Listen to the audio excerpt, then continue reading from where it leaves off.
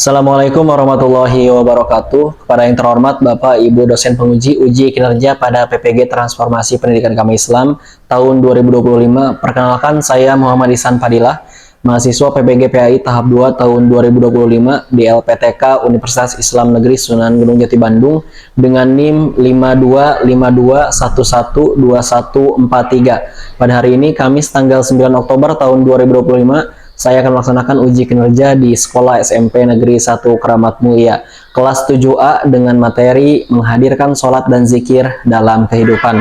Terima kasih dan selamat menyaksikan. Assalamualaikum.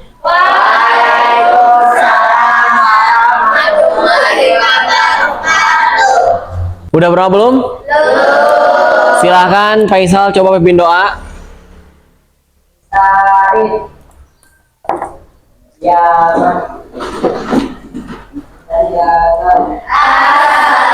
Assalamualaikum warahmatullahi wabarakatuh. Waalaikumsalam warahmatullahi wabarakatuh.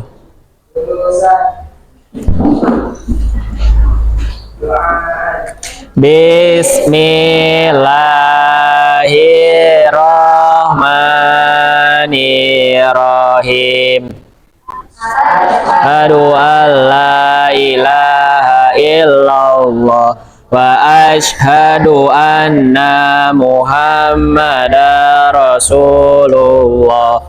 Raditu billahi robba wa bil islami dina wa bil muhammadin nabiyya wa rasula. Rabbi jidni ilman warzuqni fahman.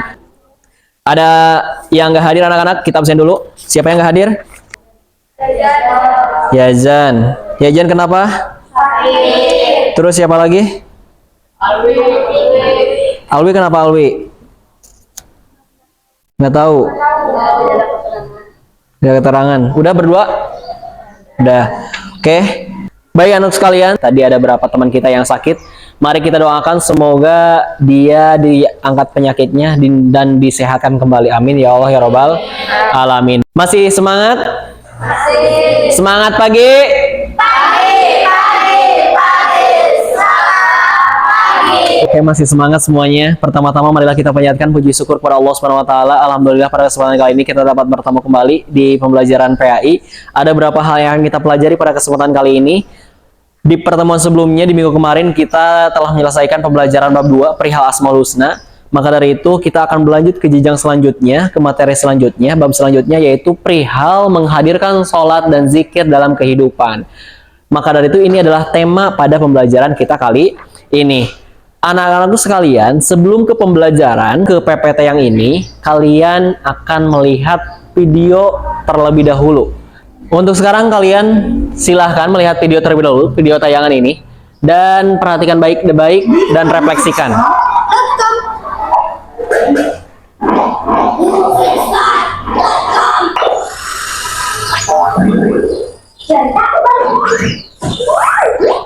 Kenapa kita harus sholat?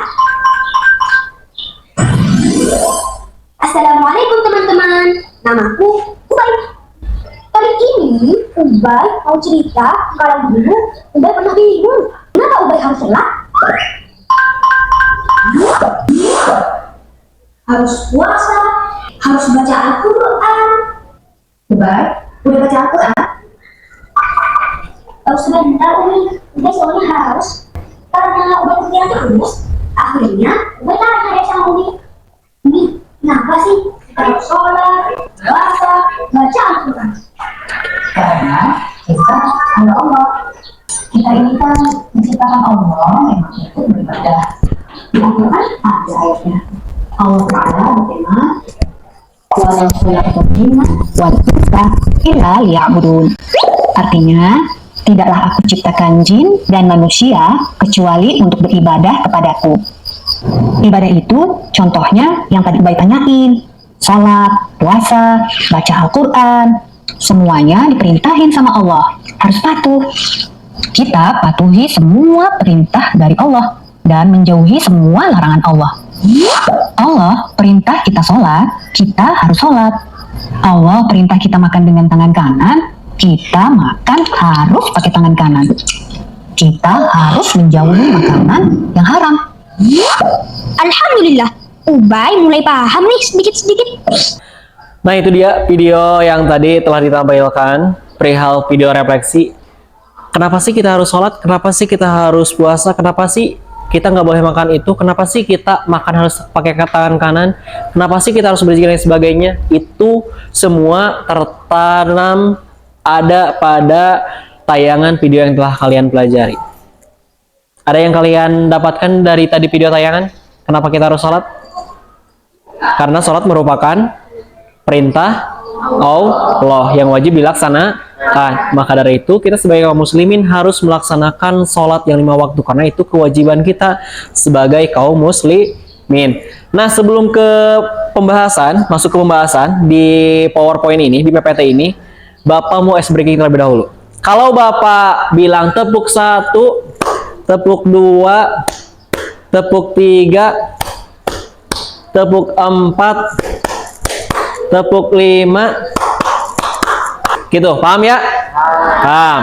Coba kita coba dulu. Tepuk 1, tepuk 2, tepuk 3, tepuk 4, tepuk 5. Nanti kalau bisa ini tinggal dilanjutin aja seperti itu. Berarti masih fokus. Kita lanjut ke materi selanjutnya. Ke materi selanjutnya yaitu perihal menghadirkan sholat dan zikir dalam kehidupan. Selanjutnya, nah ini kita sebelum pembelajaran harus tahu dulu tujuan dari pembelajaran kita, apa yang akan kita tuju. Goalsnya apa? Tujuan pembelajaran kali ini adalah yang pertama, kalian akan memahami pengertian sholat dan zikir. Itu yang pertama. Yang kedua, kalian sebisa mungkin bisa menjelaskan apa hikmah dari sholat dan zikir. Yang ketiga, mencerminkan keistiqomahan dalam sholat dan zikir. Dan yang terakhir, mengamalkan sholat dan zikir dalam kehidupan sehari-hari. Selanjutnya, coba kalian lihat poster ini, tulisan ini. Poster ini, mengapa sih kita sering sholat tapi belum merasa dekat dengan Allah? Kalian suka sholat? 5 waktu? Gak pernah ketinggalan? Nah, kira-kira walaupun kalian sholat, kira-kira kalian ngerasa udah dekat sama Allah atau belum? Belum. Nah, itu yang sering terjadi. Kalian pun ternyata mengalami. Dari tampilan gambar ini kalian bisa merenungkannya. Kira-kira apa yang salah dalam sholat yang telah kalian laksanakan? Apakah sholat kalian tidak serius? Apakah sholat kalian lalai? Apakah sholat kalian bercanda dan sebagainya? Maka dari itu tolong renungkan, tolong introspeksi diri terhadap apa-apa yang telah kalian lakukan. Barangkali masih ada yang perlu diperbaiki, masih ada yang perlu dievaluasi. Itu yang pertama. Materi yang selanjutnya adalah mari kita bertafakur bahwasannya kita mengetahui sholat itu adalah tiang agama. As-sholatu imaduddin. Bisa kalian lihat gambar di sini bahwasannya kalian punya rumah semuanya? Punya. Kalau rumah ada tiangnya apa enggak? Kalau nggak ada tiangnya gimana? Roboh, rubuh, nggak bakal berdiri. Maka dari itu perlu tiang-tiang untuk menyangga rumah kalian. Seperti itu. Nah, di sini ini gambaran dari pondasi-pondasi dalam Islam. Bahwasannya Islam ini ibarat sebuah bangunan. Harus ada pondasinya, harus ada tiangnya, harus ada atapnya. Kalau tidak ada pondasinya, ini nanti tidak akan kokoh. Tidak akan kokoh bangunan kita. Begitupun kalau tidak ada tiang ini, nanti tidak ada penyangganya, ini akan roboh. Begitupun atapnya, atap ini tidak ada, kalian akan akan kehujanan. Maka dari itu ini harus saling berhubungan. Kita masuk ke pembahasan makna sholat. Sholat di sini secara bahasa sholat berarti berdoa. Karena kenapa? Sholat merupakan media antara kita dengan Tuhan kita supaya bisa berkomunikasi dengan Allah. Maka dari itu sholat ini menurut bahasa artinya doa atau cara untuk meminta permohonan kepada Allah. Kata sholat berasal dari bahasa Arab, yaitu sholat yang merupakan turunan dari kata yusolli sholatan. Sementara menurut istilah, sholat adalah ibadah yang meliputi ucapan dengan pergerakan tubuh yang khusus, dimulai dengan takbir dan diakhiri dengan salam. ke pembahasan selanjutnya. Ada dalil-dalil yang memang memerintahkan untuk pelaksanaan sholat. Terdapat dalam Quran Surat Al-Ankabut ayat 45. Ada yang mau baca? Kamu ya? Siapa namanya? Cindy. Silahkan Cindy berdiri, coba baca. A'udzu billahi minasyaitonir rajim. Bismillahirrahmanirrahim. Utlu ma uhiya ilaika minal kitabi wa aqimis sholat. Inna sholata tanha anil fahsai wal munkar. Waladzikrullahi akbar. Wallahu ya'lamu ma tasna'un. Shadaqallahul adzim.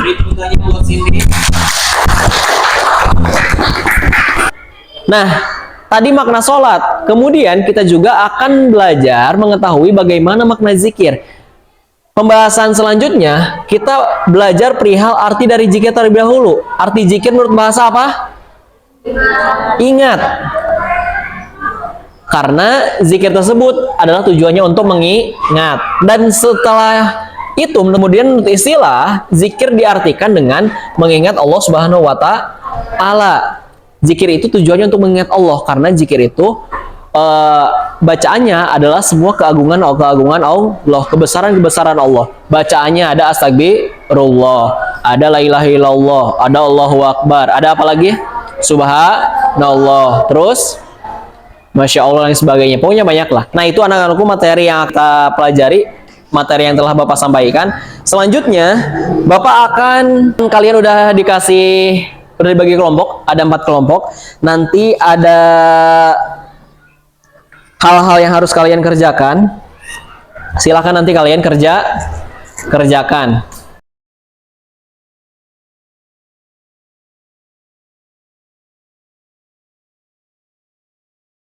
Nah, baik anakku sekalian, selanjutnya Bapak sudah memberikan kepada kalian LKPD lembar yang harus kalian isi. Di situ ada perintahnya, kalian harus membuat pertanyaan yang mana pertanyaan perihal sholat dan zikir. Nantinya pertanyaan tersebut akan diacak ke kelompok lain, dan kelompok lain harus menjawab pertanyaan yang diberikan oleh kelompok kalian. Begitupun nanti setiap kelompoknya untuk menjawab dari pertanyaan-pertanyaan dari kelompok yang lain. Paham? Oke. Silahkan dikerjakan terlebih dahulu. Waktunya 5 menit dari sekarang.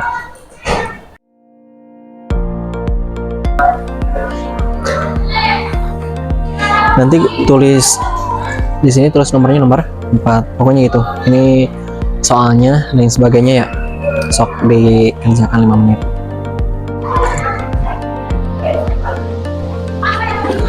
Ini soalnya yang ini ya. Ini soalnya, yang kemudiannya nanti silahkan kalian dikerjakan ininya. Terus itu dikasih nomor ininya juga kan, ini 1, 2, ini berarti ketiga ya. Oke anak sekalian, tadi Bapak telah memberikan LKPD kepada kalian. Kalian diperintahkan untuk mengisi pertanyaan-pertanyaan hal tersebut. Isinya adalah kalian harus membuat pertanyaan perihal tentang sholat dan zikir. Kita akan pilih siapa orang yang akan menjawab terlebih dahulu. Kita putar.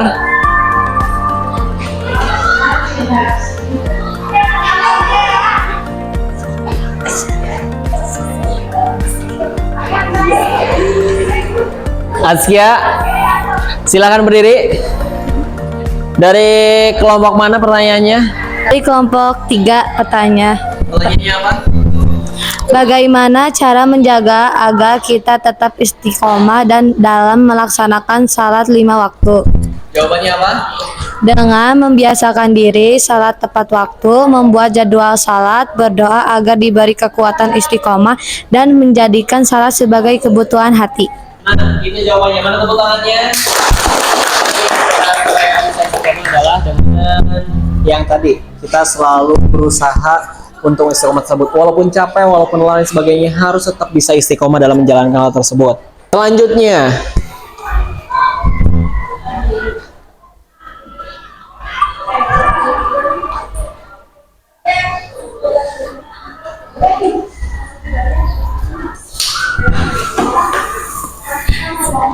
Cindy, mana Cindy? Cindy silakan berdiri. Pertanyaannya apa pertanyaannya? Apa yang dimaksud dengan perilaku takwa kepada Allah dalam kehidupan sehari-hari? Apa jawabannya? Perilaku takwa adalah menjalankan semua perintah Allah dan menjauhi larangannya dengan penuh kesadaran seperti jujur, amanah, dan berbuat baik kepada sesama. Nah, mana tepuk tangannya buat Cindy? Nah itu, pertanyaannya adalah apa itu takwa? Takwa adalah menjalankan perintah yang sudah menjadi perintahnya dan menjauhi larangan yang memang sudah menjadi larangannya. Jangan sampai kalian melanggar apa yang memang sudah diatur oleh Allah Subhanahu wa taala. Begitu anak-anak sekalian. Nah, itu untuk sesi LKPD kali ini. Oke anak-anak, tadi kalian telah mengerjakan LKPD yang telah Bapak serahkan. Kemudian ini adalah akhir dari sebuah pembelajaran yang mana dari apa-apa yang telah kalian pelajari, tolong renungkan, tolong resapi. Dari video inspiratif yang telah kalian tadi lihat juga, yang telah ditayangi, tolong refleksikan juga. Refleksikan seperti apa? Nanti kalian akan dikasih sticky note. Ini sticky note-nya. Satu orang satu. Kalian tulis konsepnya adalah surat untuk diri sendiri. Silakan kalian refleksikan apa kira-kira yang akan disampaikan oleh diri kalian kepada diri kalian sendiri, oleh kalian kepada diri kalian tentang sholat ini. Kebayang nggak? Kebayang. Apakah kamu jangan nakal lagi ya? Atau kamu harus rajin sholatnya ya? Pokoknya terserah kalian. Paham? Nanti Bapak kasih satu-satu. Kasih nama.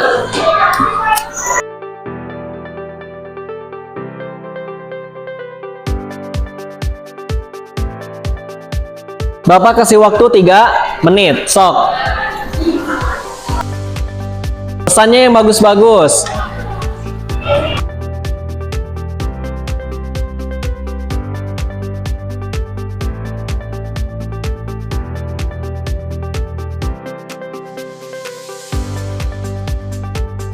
Udah belum? Baik, anak sekalian, kalian telah mencatat, sudah merefleksikan apa-apa yang telah kalian pelajari, yang mana refleksi tersebut sudah dicantumkan di dalam sticky note tersebut, perihal surat untuk diri sendiri. Coba dong Bapak pengen dengar pesan-pesan kalian dari kalian untuk diri kalian. Siapa ya? Cowok deh. Faisal berdiri. Faisal, surat buat diri sendirinya apa? Aku gak bakal bolong-bolong lagi pas sholat. Pas sholat. Berarti Faisal suka bolong-bolong sholatnya.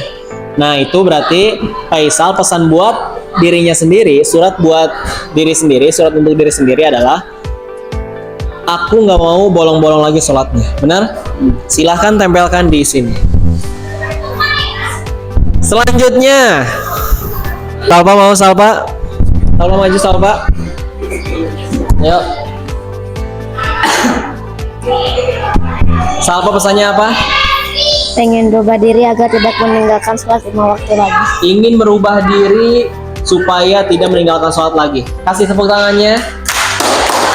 Seperti itu. Silahkan ditempelkan. Yang lainnya, silahkan langsung tempelkan saja ke papan bor ini.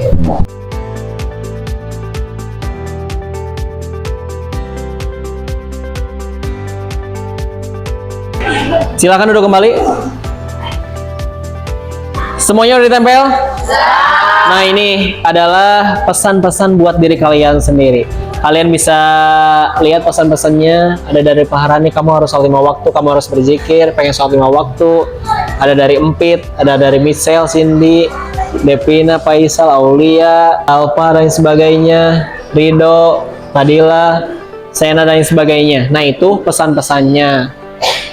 Semoga sholat aku nggak ada bolong-bolong dan sholat 5 waktu. Amin. Nah, itu renungan refleksi dari pembelajaran kita kali ini. Tentu pembelajaran Bapak yang telah kalian pelajari, harapan Bapak kalian bisa merefleksikannya, bisa menyadari bahwasanya sholat itu sangat penting sekali. Sholat itu yang akan membawa kalian kepada surganya Allah Subhanahu wa taala. Maka dari itu secapek apapun kalian, sesulit apapun kalian mengerjakan sholat, harus tetap melaksanakan sholat. Pahim tum? Pahim, Ma. Ada yang mau ditanyakan? Mungkin untuk pembahasan kita dicukupkan sekian. Kurang lebihnya Bapak mohon maaf. Terima kasih atas kerjasamanya. Semoga ilmu yang kalian dapatkan bisa bermanfaat untuk kalian semuanya. Ditutup. Billahi taufiq wal hidayah. Wassalamualaikum warahmatullahi wabarakatuh.